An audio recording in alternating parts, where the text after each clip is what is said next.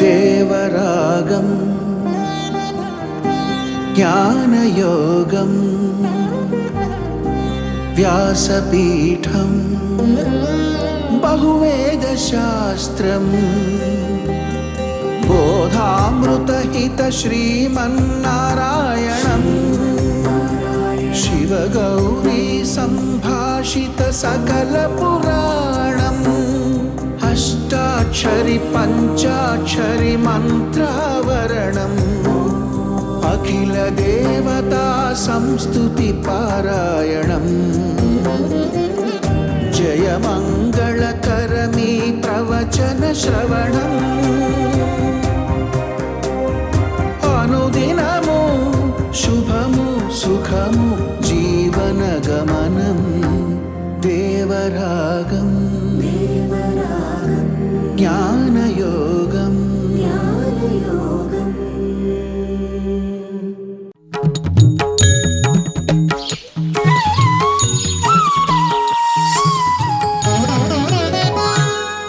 ఆపదామపహర్తారం దాతారం సర్వసంపదాం లోకాభిరామం శ్రీరామం భూయో భూయో నమామ్యహం.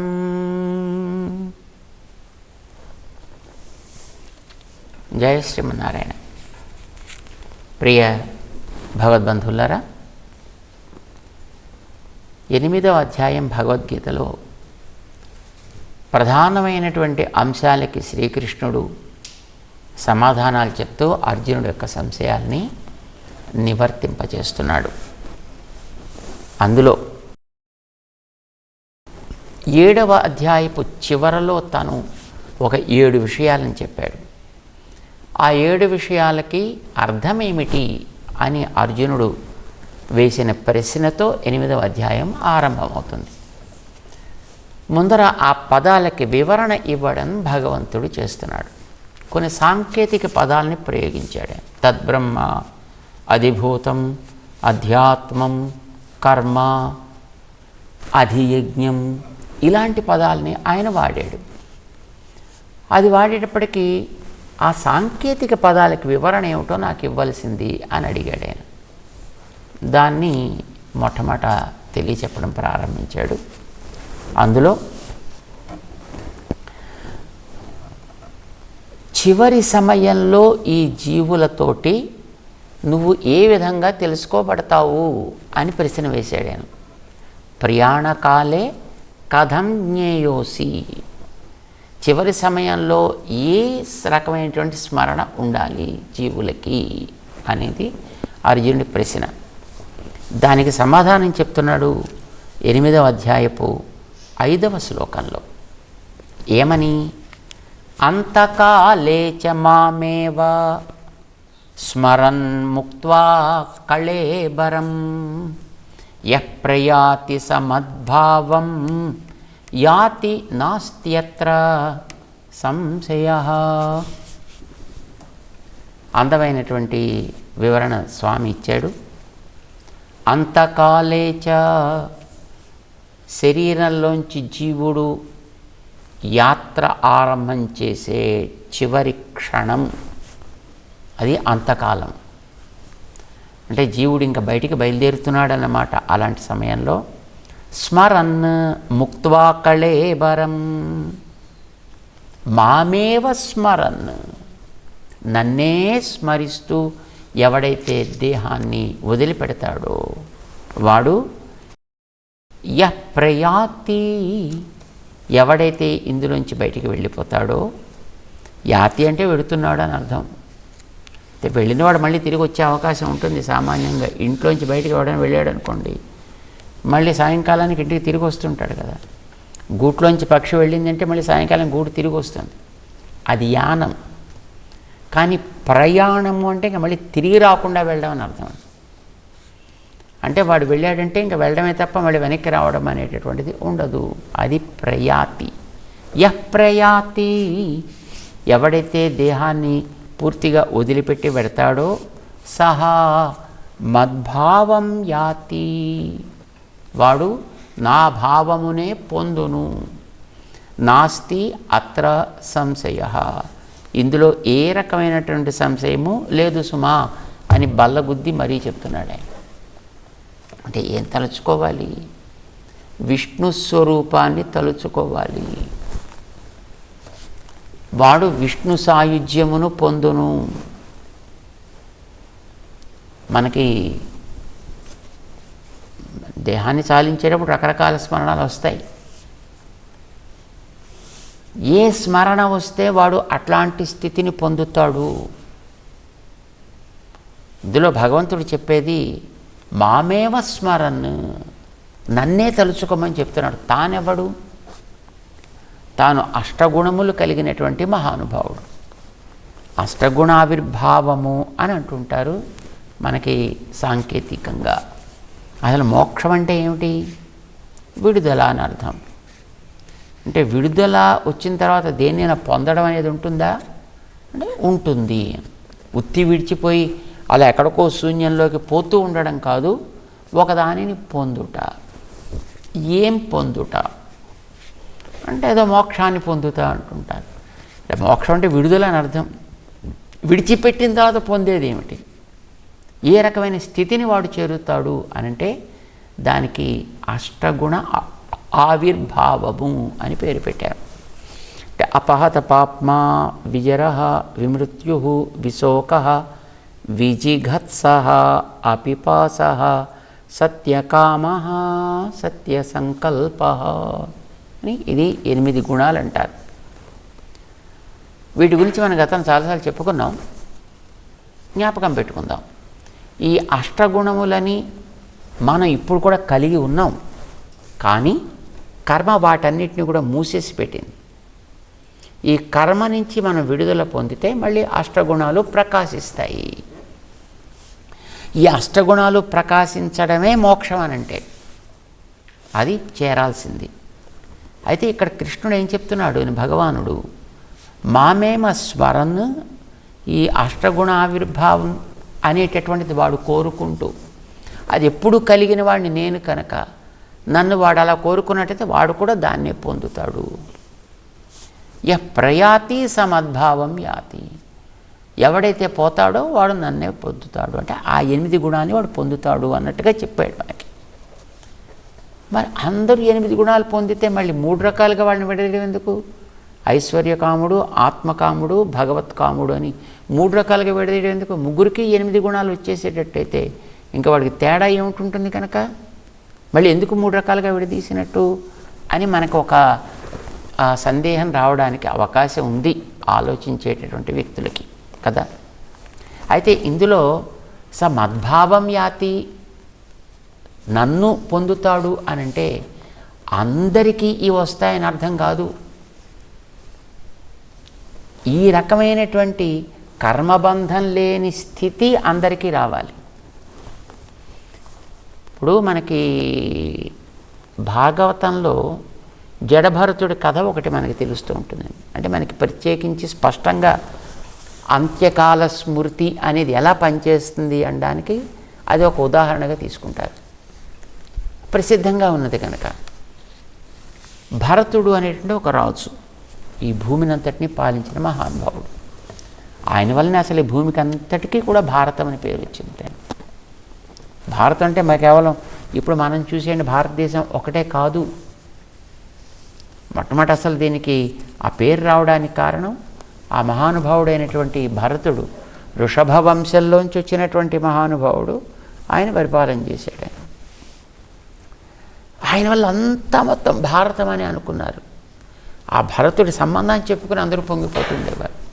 మహానుభావుడు.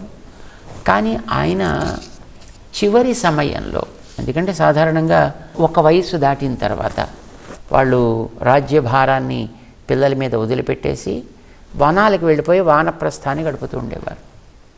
సో అట్లా వానప్రస్థం గడుపుదామని ఈ మహానుభావుడు భరతుడు కూడా వెళ్ళాడు. అడవిలోకి వెళ్ళిపోయాడు. తపస్సు చేసుకుంటున్నాడు అక్కడ.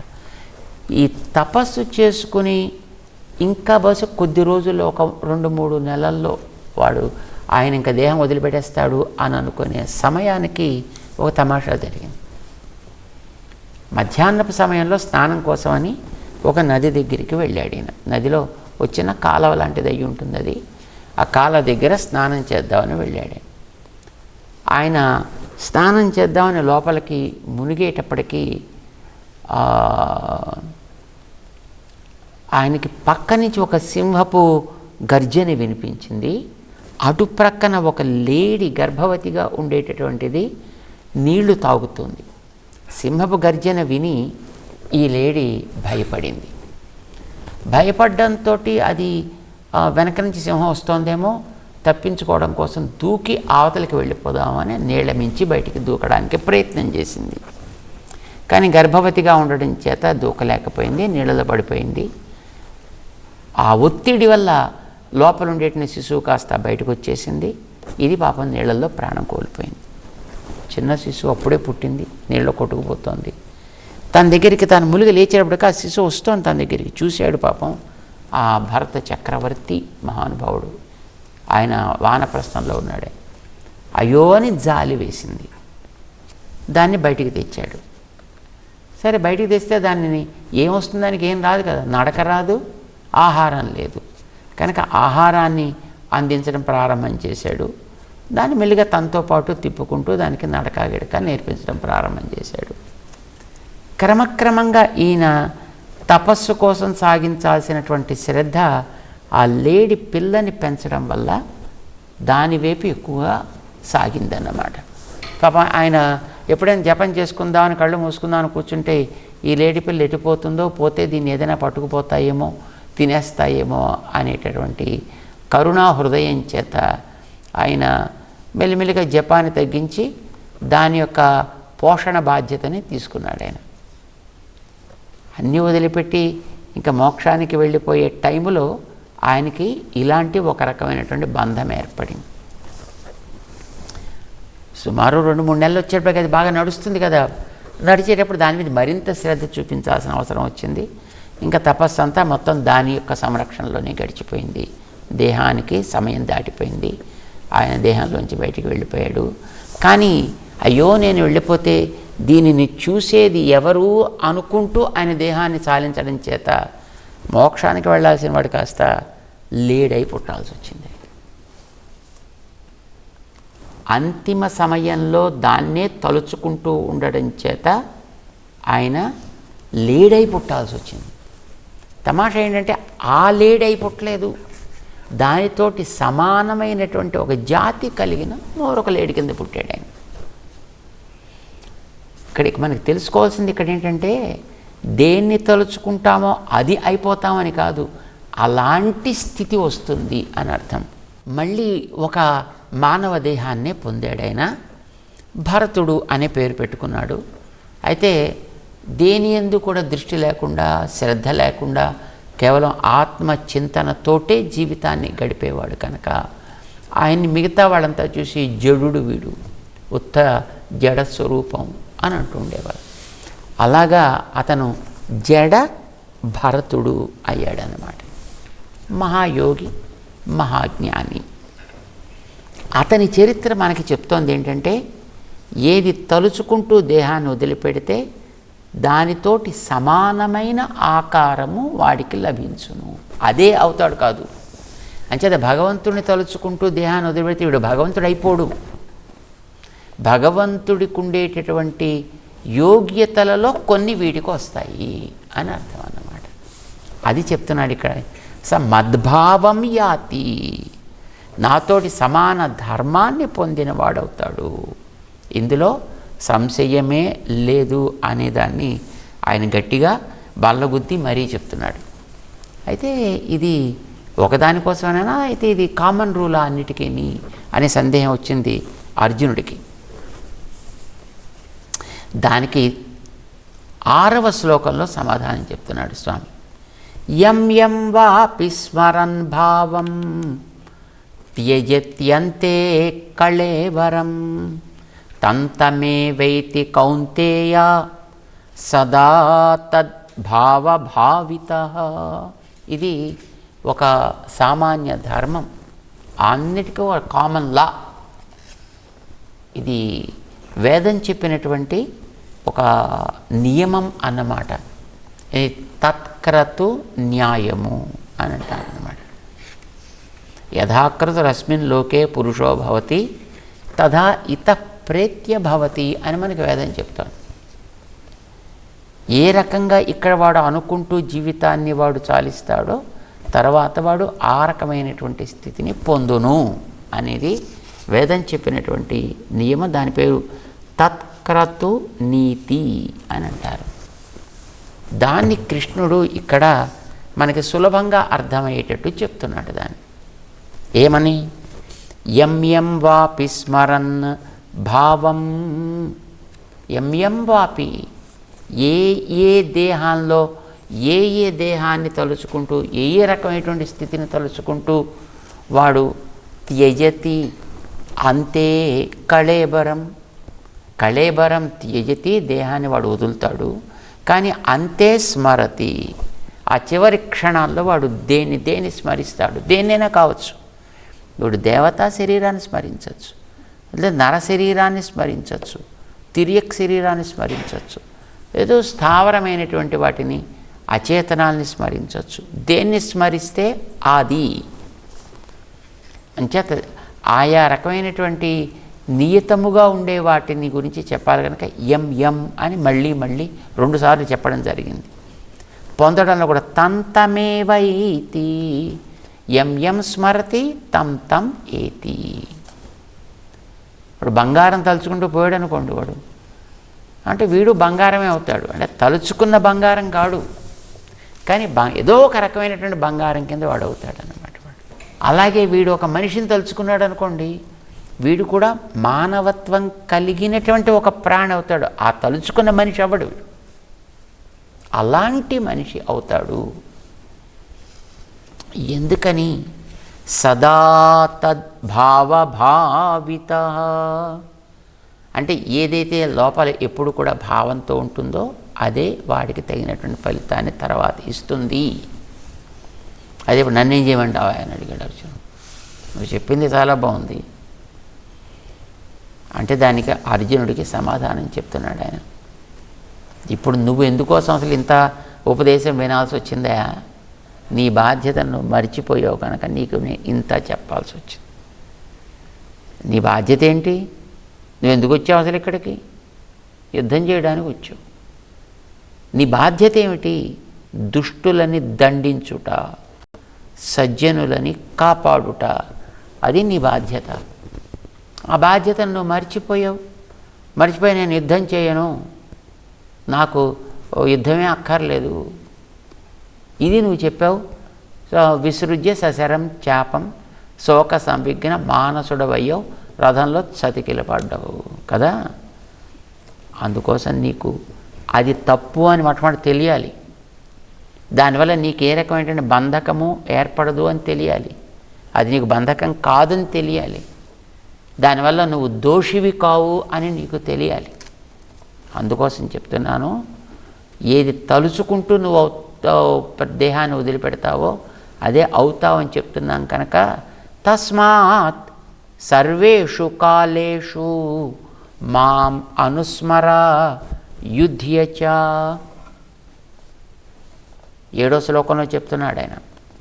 తస్మాత్ సర్వేషు కాలేషు, ఇప్పుడనే కాదు ఎప్పుడైనా సరే అన్ని సమయాల్లో కూడా ఏం చెయ్యాలి? మాం అనుస్మర, నన్ను నువ్వు తలుచుకోవాలి.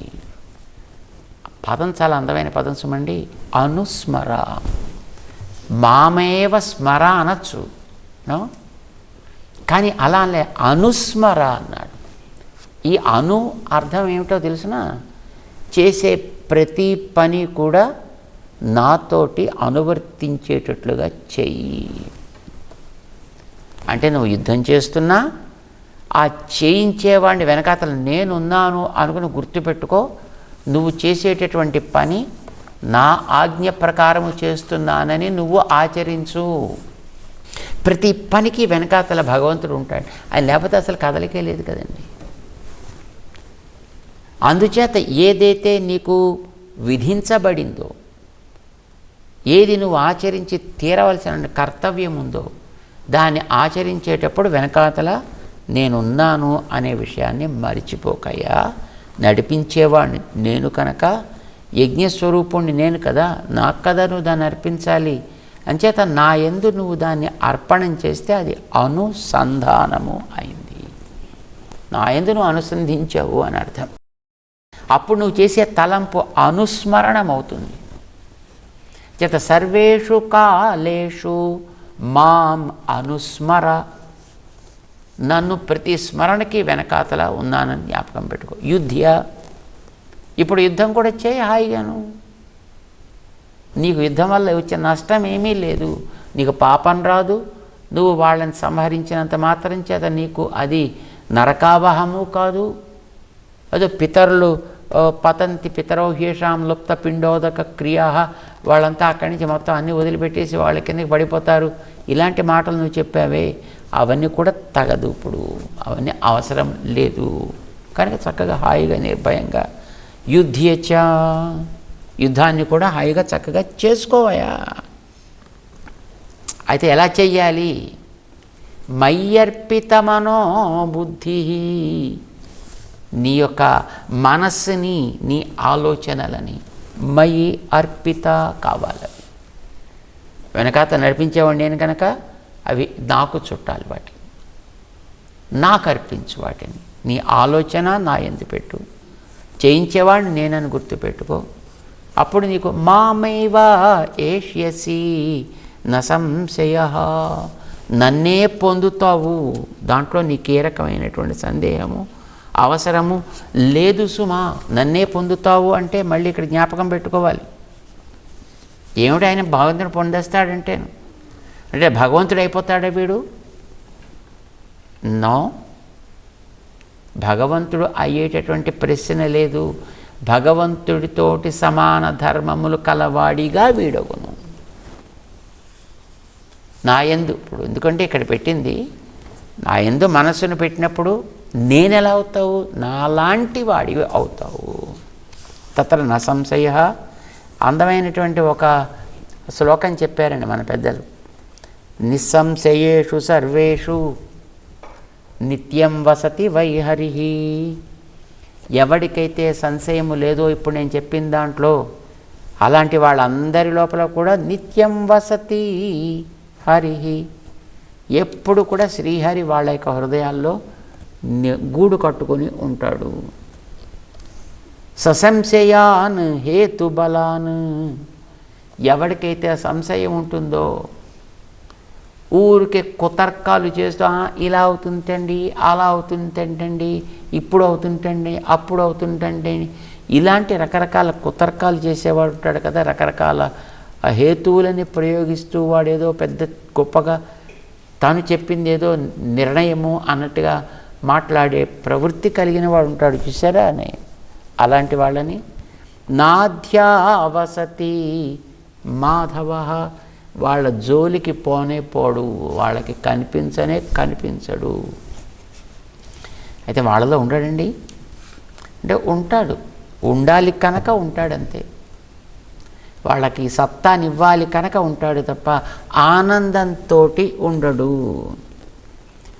వాళ్ళ వైపు తను చూడడు. వాడు ఉండాలి కనుక ఉంచుతాడు, అంతవరకే సుమా అంటూ భగవంతుడు చేసేటటువంటి పనిని గురించి మనకి శాస్త్రం చెబుతోంది. అందుచేత నువ్వు ఏం సంశయం పెట్టుకోకుండా చక్కగా నన్ను పొందుతాను అనేటటువంటి ఒక విశ్వాసంతో వేదం చెప్తోందండి. సఖల్ వేవం వర్తయన్ యావదాయుషం బ్రహ్మలోకం అభిసంపద్యతే నచ పునరావర్తతే. వాడి జీవితాంతం చక్కగా దీన్ని, అందుకోసం సర్వేషు కాలేషు చెప్పాడు శ్రీకృష్ణుడు. ఏదో ఒకసారి ఆ మొక్కుబడి కోసం తలుచుకున్నాం కనుక అయిపోయింది అని అనుకోవడం కాదు. ఎందుకనంటే చివరి క్షణంలో నీకు ఏది స్మరణకి రావాలని అనుకుంటావో దాన్ని ఇప్పటి నుంచి స్మరణ చేయడం ప్రారంభిస్తే కదా నీకు చివరి క్షణానికి అది వచ్చేది. ఇప్పుడు మనకి తెలిసిన తర్వాత హాయిగా నా పనులను నేను చేసుకుంటానండి అంటూ నేను టీవీ చూసుకుంటూ కూర్చుంటాను అని అంటే తర్వాత ఆ క్షణానికి నీకు అదే జ్ఞాపకం వస్తుంది, టీవీ జ్ఞాపకం వస్తుంది తప్ప నేను జ్ఞాపకం రానయా? చేత నేను జ్ఞాపకం రావాలంటే నన్నే సతతము స్మరించు, మామేవ అనుస్మరత్వం, నన్ను ఎప్పుడు తలుచుకుంటూ ఉండాలి. అంచేత యావదాయుషం అని చెప్పిందండి వేదం కదా. అలా కనుక ఎవడైతే తలుచుకుంటాడో వాడు బ్రహ్మలోకం అభిసంపద్యతే, వాడు ఆ పరమాత్మ యొక్క స్థానాన్ని వాడు పొందుతాడు. అంటే ఆ పరమాత్మ ఎట్లాగైతే 8 గుణాలు ఆవిర్భవించి ఆయన నిరంతరము కాంతివంతమై ఉంటాడో వీడు అట్లాంటి అష్టగుణ ఆవిర్భావం కలిగి వీడు హాయిగా ఉండగలుగుతాడు. నచ పునరావర్తతే అంటే మళ్ళీ ఆ స్థాయిలోంచి మళ్ళీ క్రిందకి జారడం అనేటటువంటిది వాడికి ఉండనే ఉండదు. ఇది ఒకసారి చెప్పి ఊరుకోలే ఆ వేదం. 2 నచ పునరావర్తతే నచ పునరావర్తతే, వాడు మళ్ళీ తిరిగి రావడం అనేది ఉండనే ఉండదు సుమా, ఉండనే ఉండదు. 2 సార్లు బల్లగుద్ది మరీ చెప్పింది. ఏదో 2 సార్లు చెబితే గట్టిగా చెప్పినట్టు అవుతుంది అని అంటుంటారు కదా, ఇదిగో అలా చెప్పింది అనమాట. దాన్ని ఇక్కడ స్వామి చెప్తున్నాడు, నసంశయ మామేవ ఏష్యసి, నిస్సంశయంగా నన్ను తప్పకుండా నువ్వు పొంది తీరుదావయా అంటూ భగవంతుడు చెప్పాడనమాట. ఇక ఎవడైతే ఇట్లాంటి స్థితిని కలిగి ఉంటాడో అలాంటి వాడికి భగవంతుణ్ణి తప్పకుండా పొందే అదృష్టము లభిస్తుంది. దీన్ని చెబుతూ అర్జునుడిని మెల్లిగా ముందుకు తీసుకువెడుతున్నాడు స్వామి. మనం తెలుసుకుంటూ ముందుకు సాగుదాం. ఐశ్వర్యం కోరితే అలా ఉంటుంది అని చెప్తున్నాడు, ఆత్మని కోరితే అలా ఉంటుందని చెప్పాడు. కానీ అవి 2 లభించేటంత వరకు చేయాల్సినటువంటి అభ్యాసాన్ని మానటానికి వీల్లేదని చెప్పాడు. అవి 2టిని ఇచ్చేవాడిని తనే అని చెప్పాడు. కనుక తననే స్మరించడం అనేటటువంటిది తప్పనిసరి అనే విషయాన్ని ఆయన స్పష్టం చేసి ముందుకు సాగుతున్నాడు. జై శ్రీమన్నారాయణ.